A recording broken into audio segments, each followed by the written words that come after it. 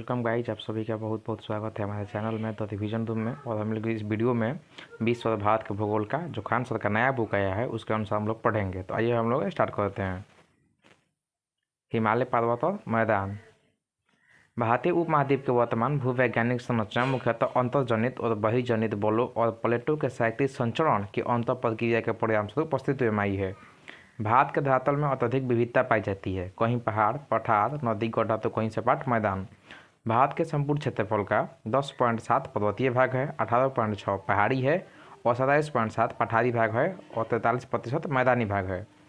भारत को निम्नलिखित भौगोलिक भागों में बांटा गया है। पहले उत्तर का पर्वतीय क्षेत्र, उत्तर का विशाल मैदान, भारतीय मरुस्थल, प्रायद्वीपीय पठार, तटीय मैदान और भारतीय द्वीप। उत्तर का पर्वतीय क्षेत्र। भारत के जम्मू कश्मीर और लद्दाख से लेकर पूर्व में अरुणाचल प्रदेश तक उत्तर का पर्वतीय क्षेत्र विस्तृत है। नदी घाटियों के सहारे हिमालय पर्वत का सीमांकन पश्चिम में सिंधु नदी की घाटी से पूर्व में ब्रह्मपुत्र नदी की घाटी तक लगभग 2500 किलोमीटर लंबाई और चौड़ाई उत्तर से दक्षिण इसकी 160 से 400 किलोमीटर तक है। इस पर्वत का माला का विस्तार 5 लाख वर्ग किलोमीटर है। इसकी औसत ऊंचाई 6000 मीटर है और भारत में कई पर्वत श्रेणियां हैं, परंतु उत्तर के पर्वतीय क्षेत्र की विशेषता अलग है। एशिया महाद्वीप की 94 सबसे अधिक ऊंची चोटियां और 92 इसी पर्वत में है। हिमालय एक नवीन मोड़दार पर्वत है जिसकी उत्पत्ति अल्पाइन भूसंचरण के तहत टर्सरी काल में हुआ। हिमालय पर्वत क्षेत्र में मुख्यतः 4 श्रेणियां पाई जाती है। पहले ट्रांस हिमालय, जिसका ऊंचाई लगभग औसतन कितना होता है 6000। दूसरा बृहद हिमालय, जिसका ऊंचाई होता है 6100 मीटर लगभग। लघुया मध्य हिमालय 3500 से 4500 मीटर। शिवालिक हिमालय 600 से 1500। ट्रांस हिमालय क्षेत्र, यह यूरेशियन प्लेट का हिस्सा है और इसका अधिकांश भाग तिब्बत में है। इसे तिब्बती हिमालय या 33 हिमालय भी कहा जाता है। यहाँ पर वनस्पतियों का अभाव है। यहाँ पर टर्सरी से लेकर कैम्ब्रियन युग की चट्टानें पाई जाती है। ट्रांस हिमालय बृहद हिमालय से सत्सर जोन और हिंज लाइन द्वारा अलग होता है। ट्रांस हिमालय का निर्माण अवसादी चट्टान से हुआ है। इस प्रदेश में 3 श्रेणियां हैं: काराकोरम श्रेणी, लद्दाख श्रेणी और जास्कर श्रेणी। काराकोरम श्रेणी यह भारत की सबसे ऊंची पर्वत श्रेणी है और काराकोरम की नुब्रा घाटी में सियाचिन ग्लेशियर है। भारत की सबसे ऊंची चोटी केटू गार्डविन ऑस्टिन है, जिसकी ऊंचाई 8611 मीटर है और काराकोरम श्रेणी का सर्वोच्च चोटी है। केफोर, गैसरून अन्य मुख्य चोटियां हैं। काराकोरम श्रेणी के प्रमुख ग्लेशियर: सियाचिन ग्लेशियर लगभग 72 किलोमीटर, बियाफो ग्लेशियर, बाल्टोरो ग्लेशियर और हिस्पर ग्लेशियर। काराकोरम श्रेणी पामीर के गांठ से मिलती है, जबकि दक्षिण की ओर यह कैलाश तक विकसित है। दूसरा लद्दाख श्रेणी, यह काराकोरम के दक्षिण में स्थित है और इस क्षेत्र को पूर्वी भाग कैलाश पर्वत श्रेणी है और विश्व की सबसे बड़ी ढाल चोटी वाली राकापोसी लद्दाख श्रेणी की सबसे ऊंची चोटी इसी पर्वत में स्थित है। काराकोरम के दक्षिण में लद्दाख श्रेणी सिंधु नदी व इसकी सहायक नदी श्योक के मध्य जल विभाजक का कार्य करती है। जास्कर श्रेणी, यह लद्दाख के दक्षिण एवं महान हिमालय के उत्तर में स्थित है।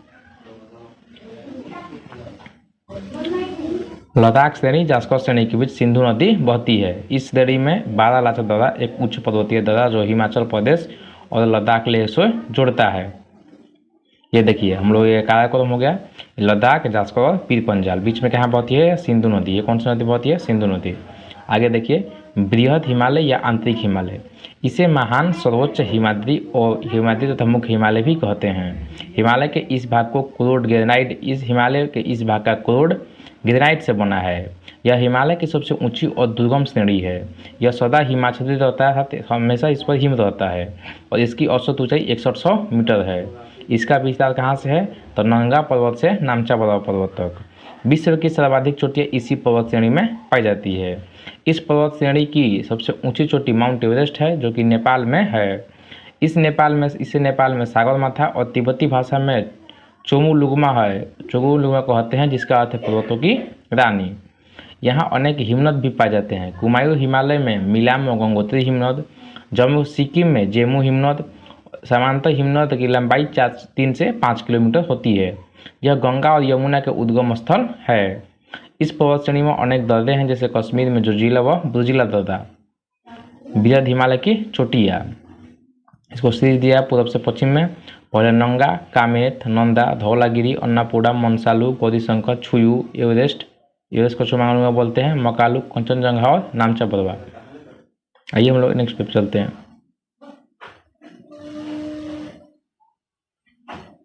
तो उसका ये सीरीज दिया है प्रमुख शिखरों की ऊंचाई घटते क्रम में। तो पहले माउंट एवरेस्ट, फिर कंचनजंगा, फिर मकालू, फिर धौलागिरी, फिर नंगा पर्वत, अन्नपूर्णा, नर्मदा देवी, कामेत और नामचा पर्वत।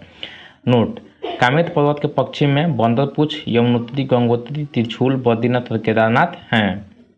लघु या मध्य हिमालय, इसे हिमाचल श्रेणी भी कहते हैं। विस्तार: मुख्य हिमालय के दक्षिण में। चौड़ाई 80 से 100 किलोमीटर। औसत ऊंचाई 3700 से 4500 मीटर। लघु हिमालय की ढाल पर कोणधारी तथा छोटे छोटे घास के मैदान पाए जाते हैं, जिन्हें कश्मीर में मर्ग कहते हैं अर्थात सोनमर्ग और गुलमर्ग, तथा उत्तराखंड में बुग्याल या प्यार कहते हैं। गुलमर्ग शीतकालीन के खेलों के केंद्र के रूप के लिए प्रसिद्ध है। विवर्तनिक की दृष्टि से यह हिमालय प्राय शांत है। भारत का प्रसिद्ध स्वास्थ्यवर्धक स्थान या पर्यटक स्थल शिमला, मसूरी, चत्तारा, रानीखेत, नैनीताल, दार्जिलिंग, डलहौजी है, इसी श्रेणी के अंतर्गत आते हैं। यह श्रेणी लघु हिमालय के निचले भाग में अर्थात लघु हिमालय तथा शिवालिक के मध्य पाई जाती है। प्रमुख घाटियाँ: कश्मीर घाटी, कुल्लू घाटी, कांगड़ा, काठमांडू घाटी।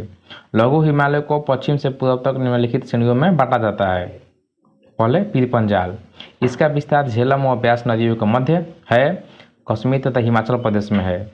यह श्रेणी मध्य हिमालय की सबसे लंबी और महत्वपूर्ण श्रेणी है। इसमें पीर पंजाल द्वारा जम्मू को कश्मीर घाटी को जम्मू से जोड़ती है, बनिहाल द्वारा श्रीनगर को जम्मू से जोड़ती है, वो है इसमें।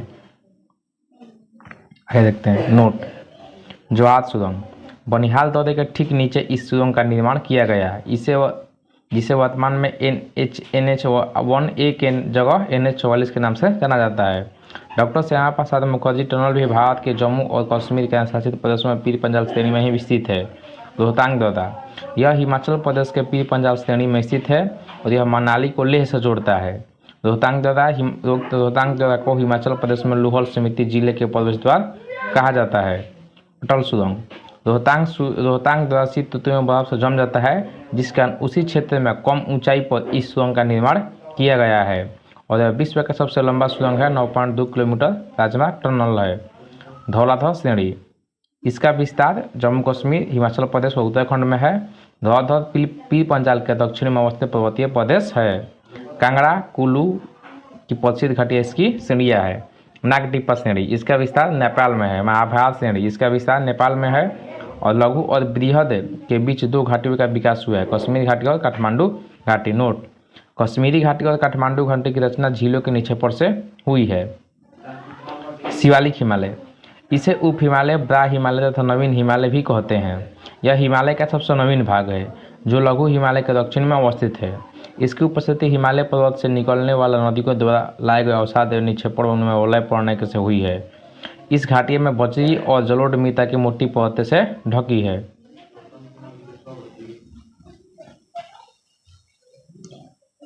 इसका निर्माण अर्थात शिवालिक का मायोसीन से प्लेस्टोसीन काल में हुआ है। इसका विस्तार पश्चिम में पंजाब के पटवार बेसिन से पूर्व में असम के दिहांग तक है। इसकी औसत ऊंचाई 600 मीटर से 1500 मीटर तक तथा इसकी चौड़ाई 10 से 50 मीटर तक है। प्राचीन भूगोल शास्त्रियों ने इसे मैनाक पर्वत का नाम दिया।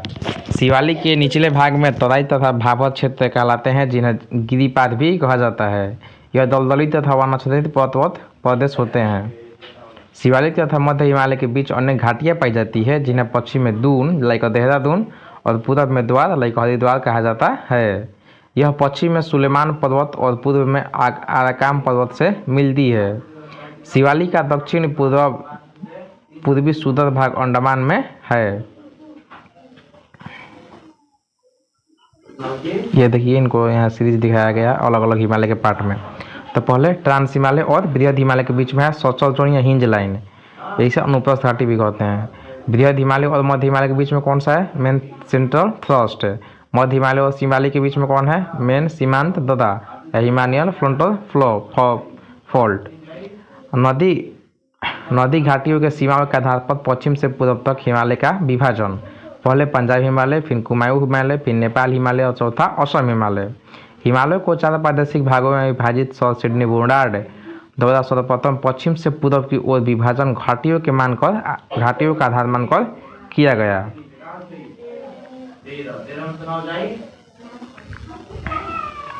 देखते हैं हम लोग पंजाब हिमालय विस्तार। सिंधु नदी व सतलुज नदी के मध्य का पर्वतीय भाग जिसकी लंबाई 560 किलोमीटर है। पंजाब हिमालय व कश्मीर हिमालय तथा हिमाचल हिमालय में बांटा गया है। इस हिमालय के अंतर्गत महान हिमालय, पीर पंजाल श्रेणी, लद्दाख श्रेणी, धौलधर श्रेणी और जास्पर श्रेणी के पर्वतीय प्रदेश पाए जाते हैं। कश्मीर हिमालय कदेवा झीलीय निक्षेपों के लिए प्रसिद्ध है और यहाँ जाफरान की खेती होती है। नोट: कदेवा चिकनी चट्टानी मिट्टी होती है। दूसरा, कुमायूं हिमालय, इसका विस्तार सतलुज नदी और काली नदी के मध्य का पश्चिम भाग और जिसकी लंबाई 320 किलोमीटर है। गंगा, यमुना और रामगंगा नदियों का उद्गम कुमायूं हिमालय में ही होता है। नंदा देवी, कामेत, केदारनाथ, बद्रीनाथ तथा गंगोत्री इत्यादि इस हिमालय की प्रमुख पर्वत श्रेणियाँ है। इसका पश्चिम भाग गढ़वाल हिमालय तथा पूर्वी भाग कुमायूं हिमालय कहलाता है और इसकी सर्वोच्च शिखर नंदा देवी है। नेपाल हिमालय विस्तार काली नदी व तीस्ता नदी के मध्य और जिसकी लंबाई 800 किलोमीटर है। यह अधिकांश क्षेत्र नेपाल में स्थित है। केवल दक्षिणी शिवाली के उत्तर प्रदेश, बिहार और पश्चिम बंगाल और सिक्किम राज्यों में है। विश्व की सर्वोच्च चोटी माउंट एवरेस्ट इसी के अंतर्गत आती है। किसके? नेपाल हिमालय के अंतर्गत। चौथा, असम हिमालय। असम हिमालय का विस्तार तीस्ता नदी से दिहांग अर्थात ब्रह्मपुत्र नदी तक है जिसकी लंबाई 750 किलोमीटर है। इसके अंतर्गत पश्चिम बंगाल, सिक्किम, असम, अरुणाचल प्रदेश एवं भूटान आते हैं। पूर्वांचल की पहाड़ी असम हिमालय के ही अंतर्गत आती है।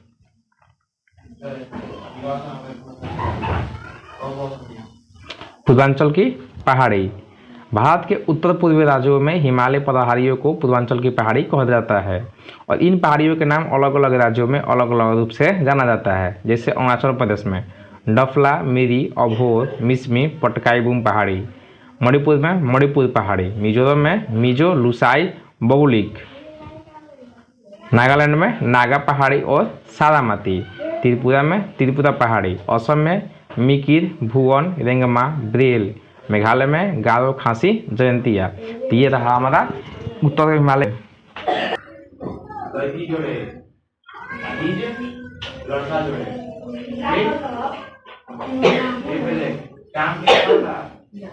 आइए हम लोग देखते हैं उत्तर का विशाल मैदान। उत्तर भारत के मृदा का निर्माण 3 प्रमुख नदियों सिंधु नदी, गंगा नदी और ब्रह्मपुत्र नदी और इनकी सहायक नदियों के द्वारा लाए गए अवसादों के निक्षेपण से हुआ है। यह मैदान जलोढ़ मृदा से बना है। इसका विस्तार पश्चिम में सिंधु नदी से लेकर पूर्व में ब्रह्मपुत्र नदी तक जिसकी पूर्व से पश्चिम लंबाई 2400 किलोमीटर, चौड़ाई 2,40,320 किलोमीटर और कुल क्षेत्रफल 7.8 किलोमीटर स्क्वायर लाख है। समृद्ध मृदा व आवरण और पानी की पर्याप्त उपलब्धता और अनुकूल जलवायु के कारण कृषि की दृष्टि से यह भारत का अत्यधिक उपजाऊ मैदान है। इसलिए यह सघन जनसंख्या वाले भौगोलिक क्षेत्र भी है। इस विशाल मैदान का विभाजन मुख्यतः 6 भागों में किया जाता है। पहले भाभर, तराई, बांगर, खादर, रेह और डेल्टा।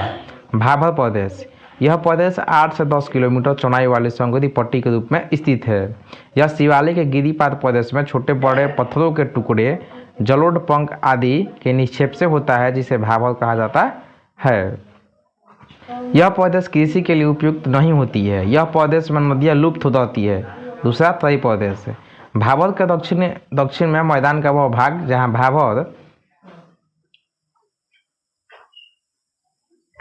भाभर की लुप्त नदियाँ फिर से भूतल पर प्रकट होती है उसे तराई प्रदेश कहते हैं और जिसका अधिकांश भाग दलदल होता है और यहाँ पर वन और विभिन्न पर्यावरण प्रणाली पाए जाते हैं। कौ प्रदेश या जलोढ़, कौ प्रदेश की कम मात्रा रखने वाली सख्त चिकनी मिट्टी की भांति होती है और इस मिट्टी को 2 भागों में वर्गीकृत किया जाता है, खादर मिट्टी प्रदेश और बांगर मिट्टी प्रदेश।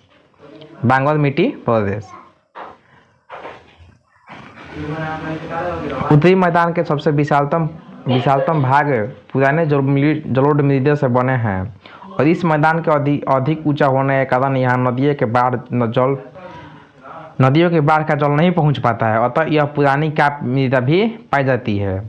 भूर या भ्रूण, बंगाल प्रदेश में हवा के अपक्षय के कारण जब भूमि के ऊपर मुलायम मिट्टी नष्ट हो जाती है और वहाँ कंकरली भूमि बन जाती है तो ऐसी मिट्टी को ही भूर कहते हैं। इसका विकास उत्तरी गंगा यमुना दोआब के क्षेत्र में हुआ है और गंगा के प्राचीन डेल्टा विशेषकर बंगाल के डेल्टाई क्षेत्रों में बांगोर को बारिंदे मैदान के नाम से जाना जाता है। खादोर मिट्टी प्रदेश, जहाँ पर बाढ़ का पानी प्रतिवर्ष पहुँचता है। इन नदी का बाढ़ का मैदान या कछारी प्रदेश भी कहते हैं। प्रतिवर्ष बाढ़ के जल से यहाँ की मिट्टी नवीन जलोढ़ होती है। पंजाब में इस प्रकार की मिट्टी को बेट कहते हैं और इसका विस्तार कौन कहाँ से होता है? बिहार, पूर्वी उत्तर प्रदेश और पश्चिम बंगाल। खादर, खादर भूमि की मृदा को चीका की प्रधानता होती है जो मिट्टी में नमी धारण करने की क्षमता प्रदान कराती है।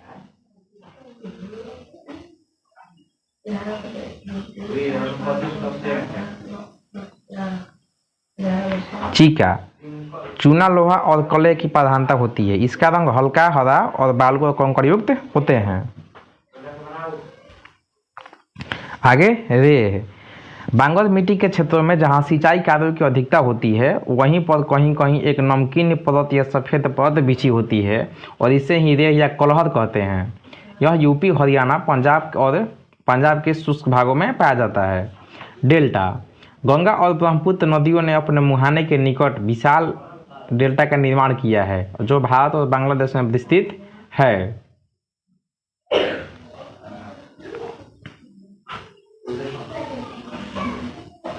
ये देखिए यहाँ चित्र समझते हैं। सबसे पहले ये हिमालय हो गया, हिमालय के बगल में क्या हुआ? भाभर, और उसके बगल में तराई, तराई के बगल में भामभर और बीच में खादर और फिर रिवर वैली। आगे देखिए सिंधु तंत्र का मैदान, उत्तर के पश्चिमी भाग को पंजाब का मैदान कहा जाता है और सिंधु व इसकी सहायक नदियाँ झेलम, चिनाब, रावी, ब्यास और सतलुज द्वारा निर्मित किए गए मैदान का बहुत बड़ा हिस्सा है पाकिस्तान में है। इन 5 नदियों का संगम पाकिस्तान के मिठान कोट नामक जगह पर होता है और भारत में पंजाब व हरियाणा का पश्चिमी भाग सम्मिलित है और इस क्षेत्र में दोआब की संख्या बहुत अधिक है। दोआब क्या होता है? 2 + आब, आब का मतलब क्या होता है? पानी, अर्थात 2 नदियों के बीच का क्षेत्र क्या कहते हैं? दोआब कहते हैं। सिंधु व झेलम का दोआब, सिंधु झागा दोआब, चिनाब व झेलम का दोआब, झाँच दोआब, रावी व चिनाब का दोआब, दक्षिणा दोआब, ब्यास व रावी का दोआब, ऊपरी दोआब, ब्यास और सतलुज का दोआब, विस्त्र दोआब। गंगा का मैदान, इस मैदान का विस्तार यमुना नदी से लेकर पूर्व में बांग्लादेश के पश्चिमी सीमा तक है। इसका विस्तार 1400 किलोमीटर की लंबाई हरियाणा, दिल्ली, उत्तर प्रदेश, बिहार, झारखंड और पश्चिम बंगाल तक है। यह मैदान हिमालय से निकलने वाली गंगा तथा इसकी निक्षेप द्वारा किया जाता है। इस मैदान पर नदियों का जाल फैला हुआ है और प्रतिवर्ष हजारों टन माटी यहाँ लाकर निक्षेप करती है और भू आकृति दृष्टि से बांगोर और खादर इसके 2 भाग हैं। मैदान को 3 भागों में बांटा गया है: ऊपरी गंगा का मैदान, मध्य गंगा का मैदान और निम्न गंगा का मैदान। ऊपरी गंगा का मैदान दिल्ली से प्रयागराज तक, प्रयागराज से फरक्का तक मध्य मैदान और निम्न मैदान में गंगा का डेल्टाई प्रदेश जिसमें बिहार और बंगाल शामिल है।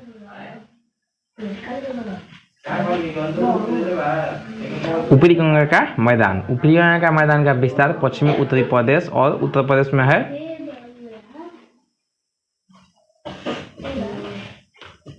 पश्चिम में यमुना नदी तक इसकी प्राकृतिक सीमा है और उत्तरी गंगा के मैदान की प्रमुख नदियां गंगा, यमुना, रामगंगा, गंडक और घाघरा है।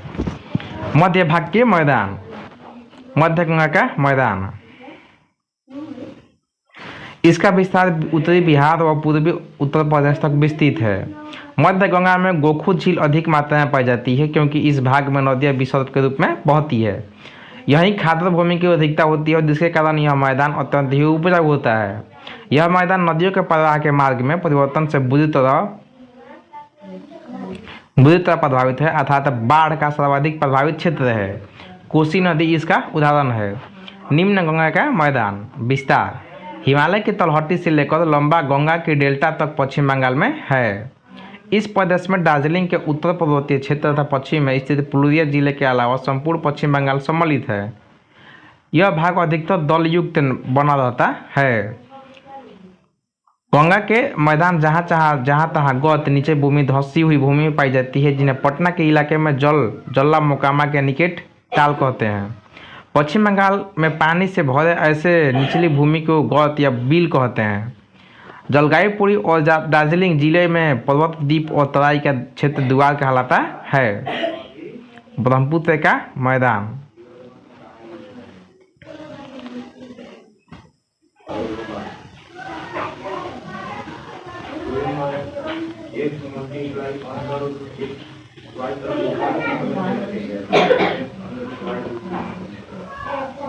आइए हम लोग देखते हैं ब्रह्मपुत्र का मैदान। इसमें असम घाटी, ब्रह्मपुत्र घाटी, इसे असम घाटी या ब्रह्मपुत्र घाटी भी कहते हैं। यह 3 और पर्वतों से तथा पहाड़ियों से घिरा है। इस मैदान का निर्माण ब्रह्मपुत्र नदी तथा इसके सहायक नदियों द्वारा किया जाता है। यह मैदान भारत के सबसे उपजाऊ मैदानों में से एक है और यहाँ मुख्य रूप से धान और पटसन की खेती की जाती है। मिट्टी की भारी जमाव के कारण कहीं कहीं द्वीप भी निर्मित होते हो गया है और ऐसे ही द्वीप असम से मौसम में है मांजुली द्वीप, जो कि दुनिया का सबसे बड़ा नदी निर्मित द्वीप है। भारतीय मरुस्थल राजस्थान के पश्चिमी भाग में एक बड़ा शुष्क प्रदेश है, जिसे भारतीय मरुस्थल या राजस्थान का मरुस्थल या थार मरुस्थल भी कहा जाता है। यहाँ पर वार्षिक वर्षा 150 मिलीमीटर से कम होती है, जिसके कारण यहाँ शुष्क गर्म प्रकृति का मरुस्थल और वनस्पति रहित क्षेत्र पाया जाता है। मेजोजोइक काल में यह क्षेत्र समुद्र का हिस्सा था। लूनी इस क्षेत्र की सबसे बड़ी नदी है और इस नदी का अंत कच्छ के रण में होता है। कच्छ के रण को सफ़ेद मरुस्थल भी कहा जाता है। लूनी के उत्तर के क्षेत्र को थाली या बालू का मैदान कहते हैं और सर्वाधिक जनघनत्व वाला मरुस्थल थार मरुस्थल है। भौतिक अपक्षय और वनों द्वारा निर्मित प्रमुख स्थलाकृतियाँ बरसान, छत्तर चट्टानें, रेत के टीले, मरुधान और दक्षिणी भाग में है।